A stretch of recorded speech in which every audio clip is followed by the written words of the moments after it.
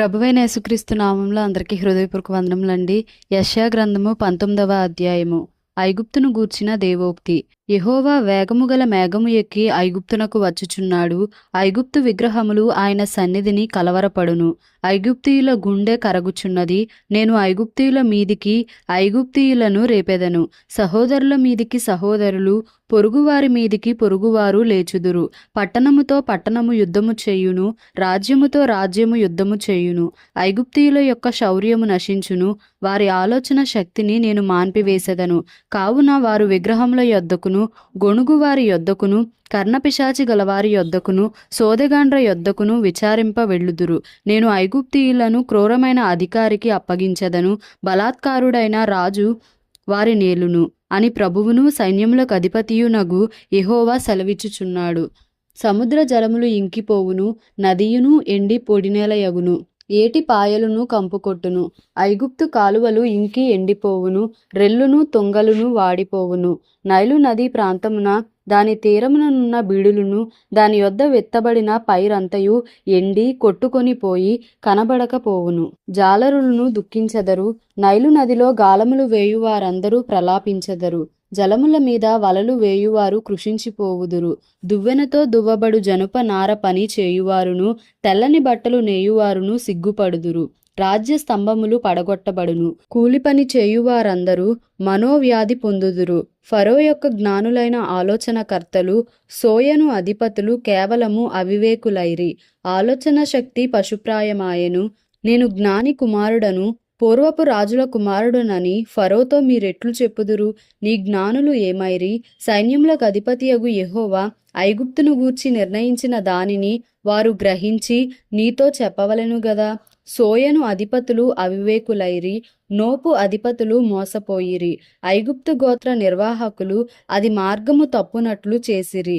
యెహోవా ఐగుప్తు మీద మూర్ఖత గల ఆత్మను కుమ్మరించియున్నాడు. మత్తుడు తన వాంతిలో తూలిపడునట్లు ఐగుప్తును తన పని అంతటి విషయమై వారు తోలచేసి ఉన్నారు. తల అయినను, తోక అయినను, కొమ్మ అయినను, రెల్లు అయినను ఐగుప్తులో పని సాగింపు వారెవరునూ లేరు. ఆ దినమున ఐగుప్తీయులు స్త్రీల వంటి వారగుదురు. సైన్యములకు అధిపతియగు యెహోవా వారి పైన తన చెయ్యి ఆడించును. ఆడుచుండు ఆయన చెయ్యి చూచి వారు వణకి భయపడుదురు. యూదాదేశము ఐగుప్తునకు భయంకరమగును. తమకు విరోధముగా సైన్యములకు అధిపతియగు యెహోవా ఉద్దేశించిన దానిని బట్టి ఒకడు ప్రస్తావించిన ఎడల ఐగుప్తీయులు వణకుదురు. ఆ దినమున కనాను భాషతో మాటలాడుచు యెహోవా వారమని ప్రమాణము చేయు 5 పట్టణములు ఐగుప్తు దేశములో ఉండును. వాటిలో ఒకటి నాశనపురము. ఆ దినమున ఐగుప్తు దేశము మధ్యను యెహోవాకు ఒక బలిపీఠమును, దాని సరిహద్దునొద్ద యెహోవాకు ప్రతిష్ఠితమైన ఒక స్తంభమును ఉండును. అది ఐగుప్తు దేశములో సైన్యములకు అధిపతియగు యెహోవాకు సూచనగాను సాక్ష్యార్థముగాను ఉండును. బాధకులను గూర్చి వారు యెహోవాకు మొర్రపెట్టగా ఆయన వారి నిమిత్తము శూరుడైన యొక్క రక్షకుని పంపును. అతడు వారిని విమోచించును. ఐగుప్తీయులు తెలిసికొనున్నట్లు యెహోవా తన్ను వెల్లడిపరచుకొనును. ఆ దినమున ఐగుప్తీయులు యెహోవాను తెలిసికొందురు. వారు బలి నైవేద్యములను నర్పించి ఆయనను సేవించెదరు. యెహోవాకు మ్రొక్కుకొనెదరు. తాము చేసుకొనిన మ్రొక్కుబడులను చెల్లించెదరు. యెహోవా వారిని కొట్టును, స్వస్థపరచవలెనని ఐగుప్తీయులను కొట్టును. వారు యెహోవా వైపు తిరుగగా ఆయన వారి ప్రార్థనను అంగీకరించి వారిని స్వస్థపరచును. ఆ దినమున ఐగుప్తు నుండి అష్షూరుకు రాజమార్గం ఏర్పడును. అష్షూరీయులు ఐగుప్తునకును, ఐగుప్తీయులు అష్షూరునకును వచ్చుచూ పోవుచునుందురు. ఐగుప్తీయులను అష్షూరీయులను యెహోవాను సేవించెదరు. ఆ దినమున ఐగుప్తు అష్షూరీయులతో కూడా ఇశ్రాయేలు 3వ జనమై భూమి మీద ఆశీర్వాద కారణముగనుండును. సైన్యములకు అధిపతియగు యెహోవా, నా జనమైన ఐగుప్తీయులారా, నా చేతుల పని అయిన అష్షూరీయులారా, నా స్వాస్థ్యమైన ఇశ్రాయేలీయులారా, మీరు ఆశీర్వదింపబడుదురని చెప్పి వారిని ఆశీర్వదించును. యెషయా గ్రంథము 20వ అధ్యాయము. అష్షూరు రాజైన సర్గోను తర్తానును పంపగా అతడు అష్డోదునకు వచ్చిన సంవత్సరమున అష్డోదీయులతో యుద్ధము చేసి వారిని పట్టుకొనెను. ఆ కాలమున యెహోవా ఆమోజు కుమారుడైన యెషయా ద్వారా ఇలాగు సెలవిచ్చెను. నీవు పోయి నీ నడుము మీది గోనెపట్ట విప్పి నీ పాదముల నుండి జోళ్లు తీసివేయుము.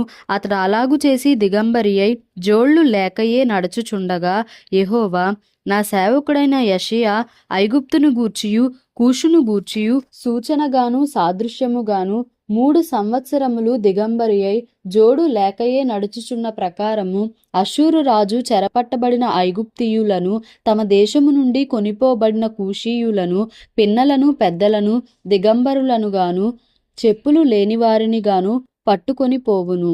ఐగుప్తీయులకు అవమానమగునట్లు పిరుదుల మీది వస్త్రమును ఆయన తీసివేసి వారిని కొనిపోవును. వారు తాము నమ్ముకొనిన కూషీయులను గూర్చియు తాము అతిశయ కారణముగా ఎంచుకున్న ఐగుప్తీయులను గూర్చియు విస్మయముంది సిగ్గుపడుదురు. ఆ దినమున సముద్ర తీర నివాసులు అష్షూరు రాజు చేతిలో నుండి విడిపింపబడవలెనని సహాయము కొరకు మనము పారిపోయి ఆశ్రయించిన వారికి ఇలాగు సంభవించినదే, మనమెట్లు తప్పించుకొనగలమని చెప్పుకొందురు. యెషయా గ్రంథము 21వ అధ్యాయము. సముద్ర తీరమునున్న అడవి దేశమును గూర్చిన దేవోక్తి. దక్షిణ దిక్కున సుడిగాలి విసరునట్లు అరణ్యము నుండి భీకర దేశము నుండి అది వచ్చుచున్నది. కఠినమైన వాటిని చూపుచున్న దర్శనము నాకు అనుగ్రహింపబడి ఉన్నది.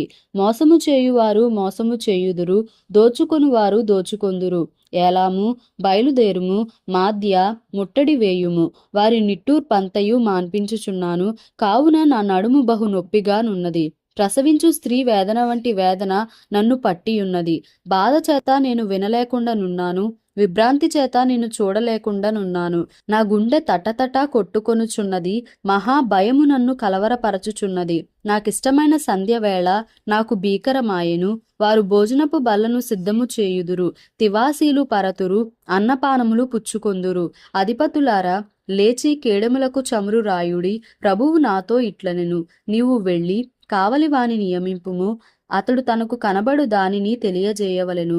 జత జతలుగా వచ్చు రౌతులను, వరుసలుగా వచ్చు గాడిదలను, వరుసలుగా వచ్చు ఒంటెలను అతనికి కనబడగా అతడు బహు జాగ్రత్తగా చెవియొగ్గి నిదానించి చూచును. సింహము గర్జించునట్టు కేకలు వేసి, నా ఏలినవాడా, పగటి వేళ నేను నిత్యమును కావలి బురుజు మీద నిలుచుచున్నాను, రాత్రి అంతయు కావలి కాయుచున్నాను. ఇదిగో జతలు జతలుగా రౌతుల దండు వచ్చుచున్నది అని చెప్పెను. బబులోను కూలెను కూలెను, దాని దేవతల విగ్రహములన్నిటినీ ఆయన నేలను పడవేసి ఉన్నాడు, ముక్కలు ముక్కలుగా విరుగగొట్టియున్నాడు అని చెప్పుచూ వచ్చెను.